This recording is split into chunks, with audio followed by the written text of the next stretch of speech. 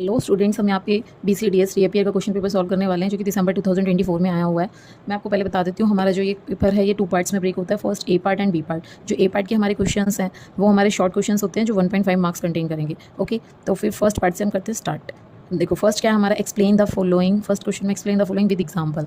तो हमें क्या बताना है, इसमें 3 टाइप्स हमें बताने हैं, फाइनाइट सेट, इक्वल सेट और कॉम्प्लीमेंट ऑफ सेट। ओके, बताओ हमारा फाइनाइट सेट क्या होता है। देखो फाइनाइट सेट हमारा क्या होता है, a set having finite number of elements, जिसमें हमारे पास एलिमेंट कितने हो, फाइनाइट हो, जिन्हें हम काउंट कर पाएँ, उसको बोलते हैं फाइनाइट सेट। फॉर एग्जांपल ए हमारा क्या है 1 2 3, और बी हम क्या ले सकते हैं, number of students in your class, मतलब जिन्हें हम काउंट कर पाएँ, जो फाइनाइट नंबर में हो, उसे क्या बोलते हैं, हम फाइनाइट सेट्स बोलते हैं। ठीक है, नेक्स्ट क्या है हमारा question, equal set. Equal sets क्या होते हैं, जिसमें नंबर ऑफ एलिमेंट्स क्या होते हैं, सेम होते हैं, और क्या है हमारा सेम नंबर ऑफ एलिमेंट्स के साथ, इसमें अगर एक सेट में 3 है तो दूसरे में भी 3 होने चाहिए। तो इक्वल सेट की डेफिनेशन क्या है, equal sets are set that have the same number of elements and have the same number of elements, मतलब एलिमेंट्स भी सेम होने चाहिए और उनके नंबर ऑफ एलिमेंट्स भी सेम होना चाहिए।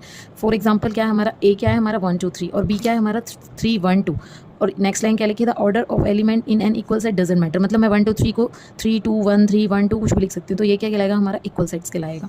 तो हम सिंपल क्या यूज़ करेंगे, इक्वल वाला, A is equal to B, that is A हमारा क्या इक्वल है बी सेट की। नेक्स्ट क्या है हमारा क्वेश्चन, एक कॉम्प्लीमेंट ऑफ सेट। कॉम्प्लीमेंट हमारा डिनोटेड किससे होता है, ए कॉम्प्लीमेंट और ए कॉम्प्लीमेंट। हम सी का यूज़ भी कर सकते हैं और डैश का भी यूज़ कर सकते हैं। The complement of a set A denoted by A dash, जो कॉम्प्लीमेंट होता है किसी भी सेट का उसको हम डिनोट कर सकते हैं ए डैश से, या फिर मैंने भी बताया एक सी से भी डिनोट कर सकते हैं।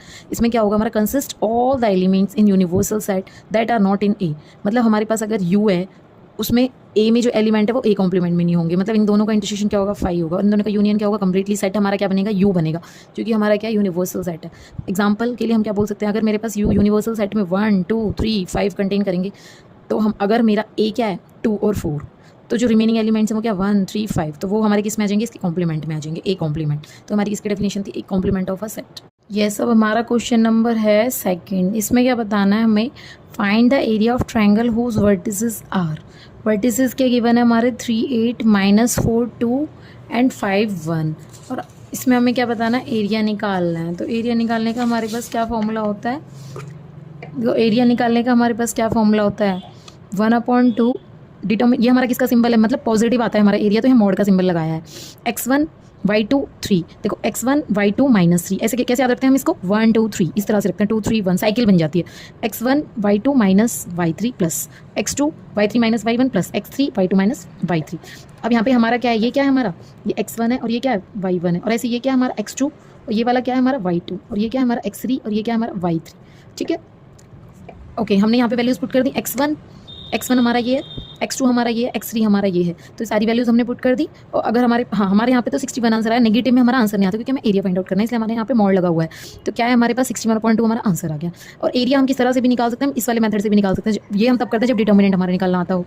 तो डिटर्मिनेंट कैसे निकालेंगे, 1/2 और फिर डिटर्मिनेंट निकालेंगे। डिटर्मिनेंट में क्या क्या वैल्यू रखनी होती है, x1 y1 x2 y2 x3 y3 1 1 1। हम इसको कैसे भी लिख सकते हैं, कॉलम वाइज भी लिख सकते हैं, रो वाइज भी लिख सकते हैं, मतलब यहाँ 3 8 भी लिख सकते थे और 3 8 ऐसे भी लिख सकते थे। ठीक है, तो इससे भी हमारा सेम आंसर आएगा। आपको ये मेथड ठीक लगे इससे करो, अदरवाइज आप ये वाला मेथड याद कर सकते हो। अब नेक्स्ट क्वेश्चन क्या है हमारा, show that A B is not equal to B A. A B हमारा बी ए के इक्वल नहीं है, हमें ये शो करना है। ये ए गिवन है और ये बी गिवन है, हमें पता है वैसे भी मैट्रिक्स जो होती है उसकी मल्टीप्लिकेशन होती है, वो जरूरी नहीं है कम्यूटेटिव हो, ए बी बी ए के इक्वल हो ये जरूरी नहीं है, क्योंकि कम्यूटेटिव मैट्रिक्स हो ना हो ये कोई ज़रूरी नहीं है, बट वो डिपेंड करता है आपके पास जो एलिमेंट्स हैं उनके ऊपर। तो हम इसको कैसे कर सकते हैं, देखो 1.5 मार्क्स का क्वेश्चन है, तो हम इसको ऐसे भी कर सकते हैं। इसका ऑर्डर क्या है हमारा 3 क्रॉस 2, नहीं 1 और 2, 2 क्रॉस 3, 2 रो और 1 2 3 3 कॉलम है, तो क्या है हमारा 2 क्रॉस 3, और इसमें कितनी रो है 1 2 3 3 रो 2 कॉलम, तो इसका ऑर्डर क्या है हमारा बी का 3 cross 2। Order of A 2 cross 3, order of B 3 cross 2। तो ऑर्डर ऑफ ए बी क्या होगा हमारा, हमें पता है कैसे निकालते हैं, इसका ये वाला एलिमेंट और इसका ये एलिमेंट, मतलब 2 क्रॉस 2, इसका ऑर्डर क्या बचेगा 2 क्रॉस 2। और जब मैंने उल्टा लिखेंगे बी ए, तो बी पहले आएगा ए बाद में आएगा, तो ये क्या बचेगा हमारा 3 क्रॉस, देखो इसको हम उल्टा लिखेंगे तो 3 ऐसे लिखेंगे 3 × 2, ये हमारा किसका है बी का, और ए का क्या है हमारा ऑर्डर 2 क्रॉस 3, तो लास्ट वाला एलिमेंट और एंडिंग एलिमेंट्स देखेंगे, तो ये क्या होगा हमारा 3 cross 3।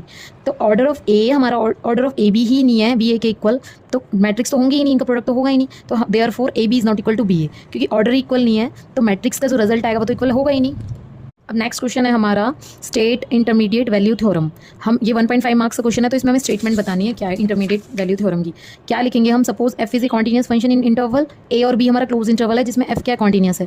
If F A less than हो 0 और एफ बी क्या greater than 0, then there exist a number C such that, मतलब ए और बी के बीच में, इस वाले ए और इस वाले बी के बीच में एक नंबर सी एग्जिस्ट करेगा सच दैट एफ सी क्या है हमारा जीरो के इक्वल है, मीन्स एफ ए पे क्या है less than zero, F B पे क्या है ग्रेटर देन जीरो। तो इनके बीच में एनी नंबर सी बिलोंग करेगा that will be F C equal to zero, मतलब जो हमारा रिजल्ट क्या दे रहा है जीरो दे रहा है। हम इसको और कैसे लिख सकते हैं, एफ ए हमारा less than zero, F B हमारा greater than zero, then there exist such that F C is equal to zero, हम इसको ऐसे भी लिख सकते हैं। ठीक है, अब नेक्स्ट क्वेश्चन देखते हैं हमारा क्या। नेक्स्ट क्वेश्चन हमारा define equivalence relation with example, मतलब इक्विवेलेंस रिलेशन की हमें डेफिनेशन बतानी है और एक एग्जांपल भी देना है।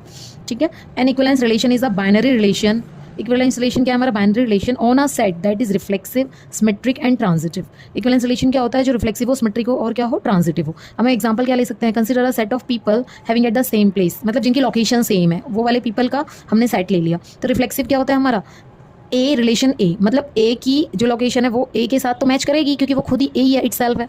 सिमेट्रिक में क्या होगा, ए और बी का रिलेशन है, मतलब ए और बी की सेम प्लेस पे लोकेशन है, तो क्या होगा, इसको हम कन्वर्स भी तो लिख सकते हैं, बी और ए की भी सेम प्लेस पे लोकेशन है। नेक्स्ट क्या हमारा ट्रांजिटिव क्या होता है, ए और बी सेम प्लेस पे रह रहे हैं, बी एंड सी भी सेम प्लेस पे रह रहे हैं, तो ऑब्वियसली ए का सी से भी तो वही रिलेशन आएगा, तो ए रिलेटेड टू सी, तो रिलेशन को क्या बोलेंगे, this relation is an equivalence relation. Yes, now next question is part F. क्या करना है हमें, differentiate the following function with respect to X. हमें क्या करना है, इसका डिफरेंशिएशन करना है sine A X plus B upon cos C X plus D. तो ये वाला डिफरेंशिएशन हम कैसे करेंगे देख लेते हैं हम। देखो इस क्वेश्चन में क्या करना है, हमें डिफरेंशिएशन करना है, तो हमारे पास हमने क्या लिख दिया, D over D X sine X plus B upon cos C X plus D. तो हमारा ये कौन सा फॉर्मूला बन गया, यू अपॉन बी, वी कौन सा होता है, ये हमारा क्वोशिएंट फॉर्मूला। इसमें हम क्या करते हैं, जो हमारे पास v है नीचे वाले फंक्शन का क्या करेंगे, स्क्वायर करेंगे and then v as it is और u का डिफरेंशिएशन करेंगे, फिर माइनस आता है बीच में and then u as it is, then v का डिफरेंशिएशन करेंगे। तो ये क्या हो गया हमारा, न्यूमरेटर u और डिनोमिनेटर क्या हो गया हमारा v।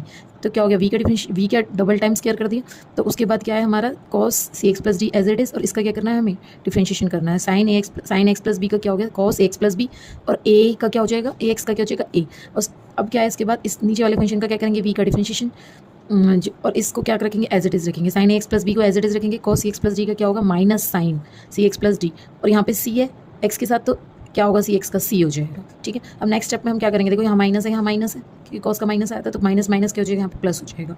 ठीक है, अब देखो यहाँ पे स्क्वायर होता है तो यहाँ पे आ जाता है, क्योंकि जो ट्रिग्नोमेट्रिक फंक्शन है उसमें हम होल पावर की जगह इस तरह से स्क्वायर यूज़ करते हैं। अब कॉस हमारा न्यूमिनेटर में है, कॉस स्क्वायर और ऊपर कॉस है, ये चेक करेंगे, यहाँ पे सी एक्स प्लस डी है, यहाँ पे सी एक्स प्लस डी है, तो इन दोनों को कॉस को जब कॉस स्क्वायर से कैंसिल करेंगे तो नीचे क्या बचेगा, कॉस बचेगा, और यहाँ पे क्या है कॉस सी ए एक्स प्लस बी।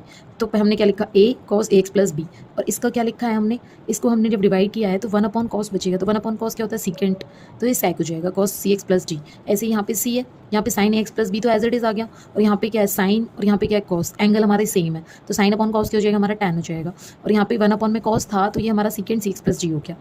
अब हम क्या करेंगे, हाँ तो अब हम क्या करेंगे, इसको एंड में हमने लिख दिया है कि हमारे पास डिफरेंशिएशन करना था, तो वो क्या आ गया हमारा, ये आ गया, बस हमने आंसर लिख दिया है, तो हम यहाँ पे लिख सकते हैं ये हमारा क्या आ गया, आंसर आ गया।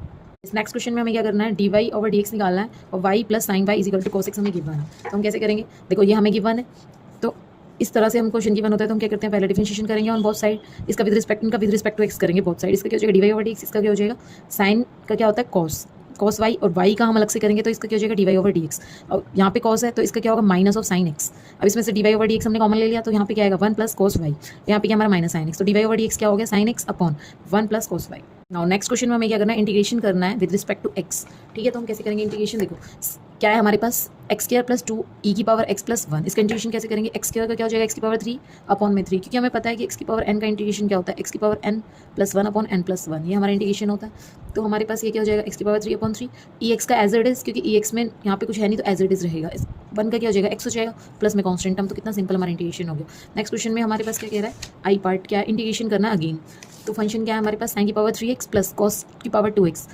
अब इसका करेंगे हम, इससे पहले देखो आपको बताइए कि हमारे पास साइन की पावर थ्री का हम ऐसे नहीं कर पाएंगे, तो हमें पहले फॉर्मूला पता होना चाहिए, तो इन दोनों के फॉर्मूले हमें पहले यूज़ करना है ट्रिग्नोमेट्रिक फंक्शंस के। क्या होता है साइन थ्री एक्स क्या होता है हमारा, three sine x minus four sine three x होता है, तो हम क्या करेंगे, हमें थ्री चाहिए, साइन की पावर थ्री चाहिए, तो पहले इस वाली वैल्यू को हम लेफ्ट में लेके आएंगे और साइन थ्री एक्स को हम राइट में लेके आएंगे, तो ये क्या हो जाएगा फोर हमारा डिनोमिनेटर में आ जाएगा, तो वैल्यू क्या होगी हमारी साइन क्यूब एक्स की three sine x minus sine three x upon में फोर। ऐसे ही कॉस की पावर टू एक्स है, तो इसका फॉर्मूला हमें पता ही है क्या होता है, one plus cos two x upon two. ठीक है, यही होता है हमारा फॉर्मूला। तो ये बहुत values we will put in this question, sine की पावर थ्री मतलब साइन क्यूब एक्स की वैल्यू हम यहाँ पुट करेंगे, और ये वाली वैल्यू हम पुट करेंगे, तो ये वाली वैल्यू हमारी ये होगी, ये वाली वैल्यू हमारी ये होगी। अब क्या करेंगे, थ्री अपॉन फोर कॉन्स्टेंट है, तो साइन एक्स का इंटीग्रेशन क्या होता है हमारा माइनस कॉस एक्स होता है, और माइनस यहाँ पे सिंपल पहले से ही है, तो sine three x minus minus यहाँ पे क्या हो जाएगा plus cos three x upon में थ्री, 3 आएगा जब, तो यहाँ पे क्या हो जाएगा 3 इंटू 4, तो ये क्या हो जाएगा हमारा 12 हो जाएगा। ऐसे ही 1/2 का क्या हो जाएगा, 2 हमारा कॉन्स्टेंट है बाहर आ जाएगा, 1 का क्या हो जाएगा x हो जाएगा। ऐसे ही cos 2x का क्या हो जाएगा sin 2x हो जाएगा और इंटू में 2, तो 2 इंटू 2 क्या हो जाएगा हमारा 4 हो जाएगा प्लस कॉन्स्टेंट टर्म। तो यही हमारा क्या आंसर है।